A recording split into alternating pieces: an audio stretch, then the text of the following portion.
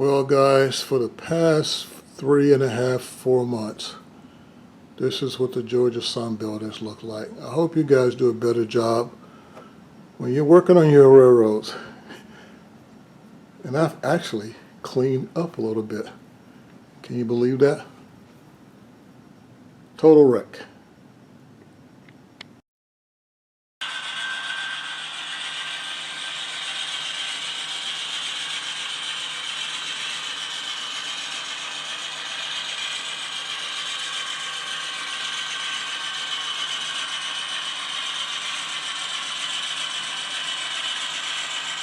It has been about 4 months since I did this.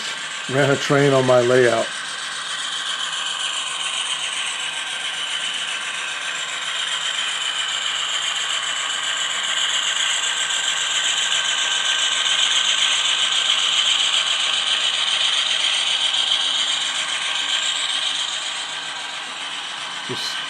This area you're looking at is the area that was a mess in the opening part of the video. I've actually done a little work on this layout. This is just one of the areas. We'll get to the rest of them in a few.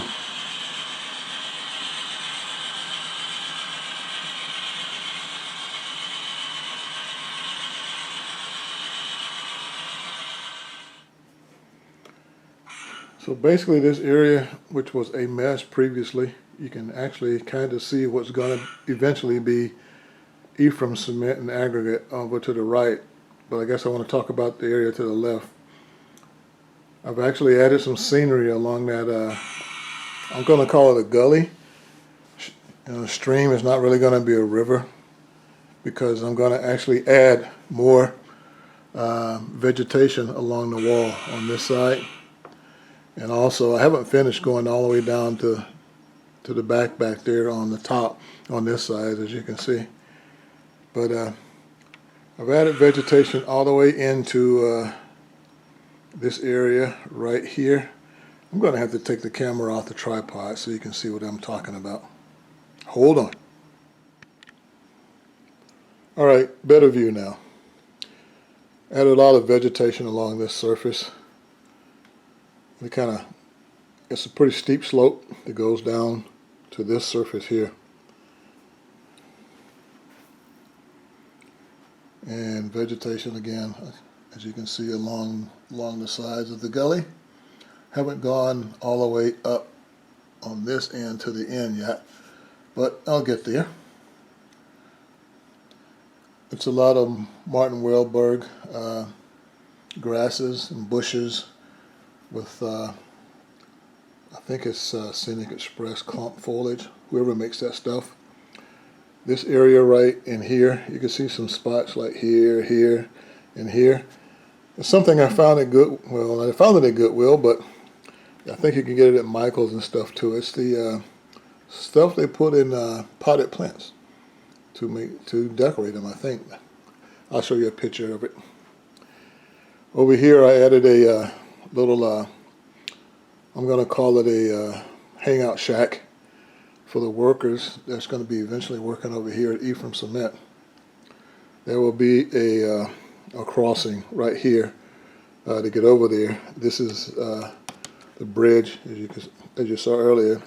So there'll be like a little crossing for vehicles to get over there if they need to. And this area right here, I started experimenting with trying to do talus along a slope. I did paint my mixture, which I'm going to show you here in a second, and then kind of sprinkle some ballast, it's actually ballast, along the slope, and then started sprinkling crumbs of scenery from all the other stuff. From, working with all that stuff, you get a lot of crumbs. So I kind of dropped those down on top of there to kind of add a little vegetation along it.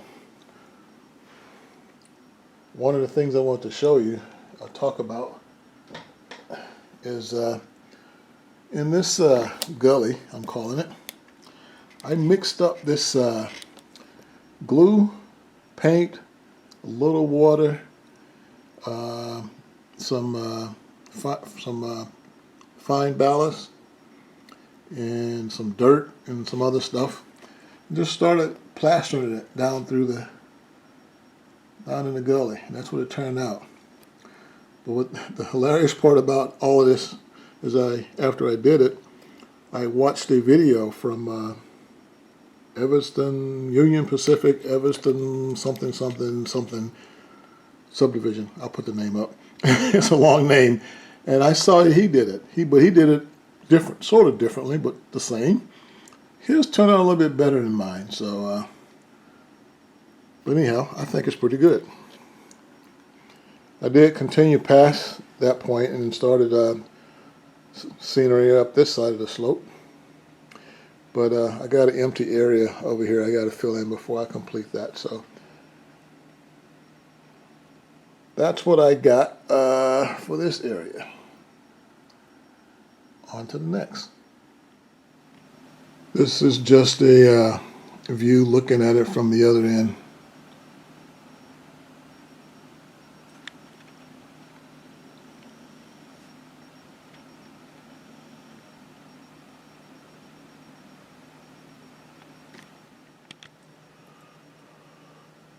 Another area I've been working on scenery is along the backdrop in the area behind the town of Timpson.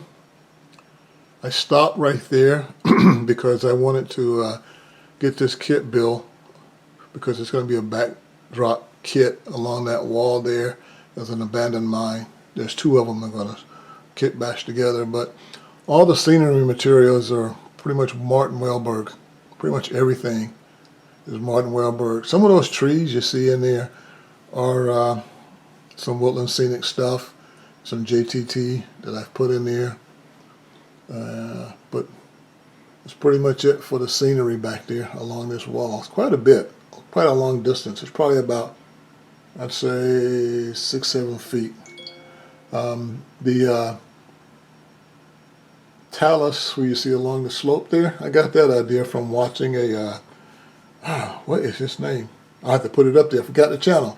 But he was filming Norfolk Southern doing something like that along a slope to the railroad, which I thought was pretty cool. So I decided to add that in. Also did a little bit of ballasting back there, but not a whole lot.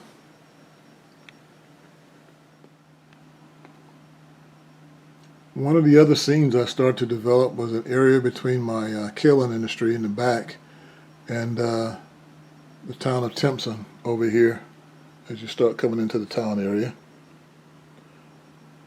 I wanted to model something in that space, but I didn't want it rail served.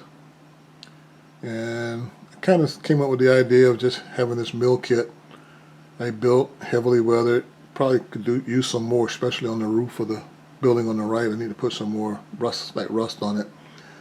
And start having it overgrown. I want to put some more weeds and vines growing up the sides of the buildings. Put like a little gravel road, what used to be there. The gravel road's still there. The Pacific Fruit Express trailer, I have two of those. My brother found them and sent them to me. He got them somewhere at a garage sale or something. Thought I would like it. So I heavily weathered them, and I backed one of them up the ramp. It's like a keep the vagrants out. Going to go around to the back side and show you something else I did. Over here on the back side, I did put more weeds and stuff. And hopefully you can see there's a track that used to serve that. I may have overgrown it too much, but I rusted it up and kind of made it overgrown and look like there used to be a rail there. I mean, rail served there. But no longer there. Also, between the kaolin industry and that area, I started doing some scenery, built it up.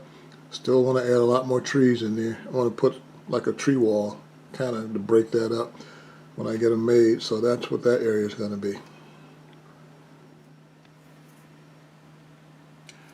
And then there's my kaolin industry that pretty much sat dormant for over 2 years, nowhere near completion. The craft mill kit there that I was using, it didn't even have the rules or anything on it. So I went ahead and completed that basically building it as a craftsmill kit. And then I started adding other details to it, like those tanks there, industrial tanks from a Walther's kit. Those silos that's sitting on the roof over there is from a cement kit. I actually had to rebuild my covered hopper loader thing there. I built it first with a very thin styrene roof. Well, it started to warp on me, so I took it off and actually rebuilt it with, reinforced it not with the same roof, but with a different tin roof, some stuff I got from DJ's Trains, DJ, when I was up in Strasbourg last year, and reinforced it with some I-beams and stuff and redid it. Well, a little shout out to my man Dwight Curley. That's his water tower that he sent me. He 3D printed that water tower for me, so that's part of the industry. Then this building here, I added these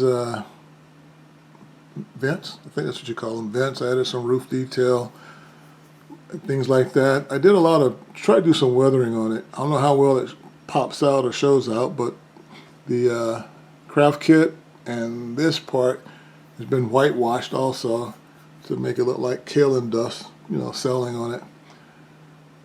So there's still some more work to do to it, but it looks a lot better than it did.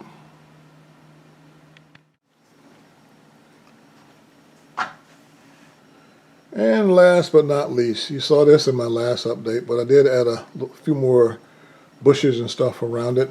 In the town, this is the town of Timpson. It's one of the main business streets. And also I did a little scenery here. You can, in front of that building right there, that's going to become Fawn's Asian Cuisine. Fawn is one of my son's nicknames. And I also added scenery down this side of the street over here.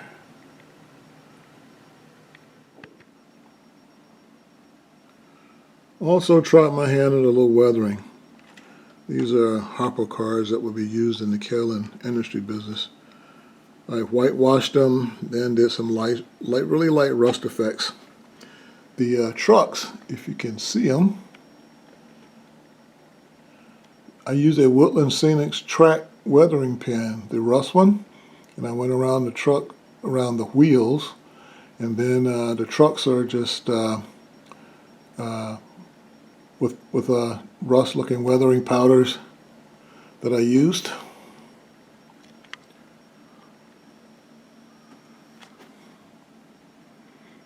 So I actually did 6 hoppers. One of them's upstairs that I've got to work on the coupler. But there you go. My first attempt at weathering hoppers. The Georgia Pacific one I don't think is used as that way, but it has a, what did I put on that car? It's a wash, and I forgot what it was exactly called, but it has a wash on it.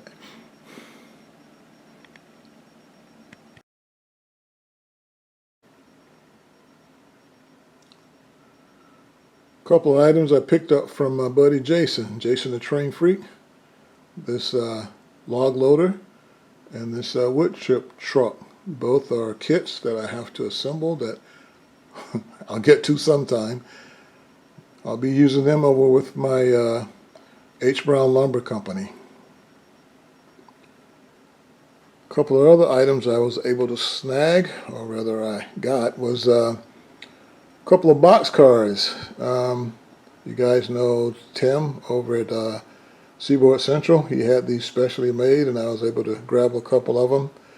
So I will have a couple of Seaboard Central box cars running around the Georgia Sunbelt. These were, I guess, ex-Georgia Port Authority Savannah Docks cars. I do have a couple of those actually someplace. I don't think I have them out on the layout, but they're pretty cool. So I liked them, and I grabbed a couple.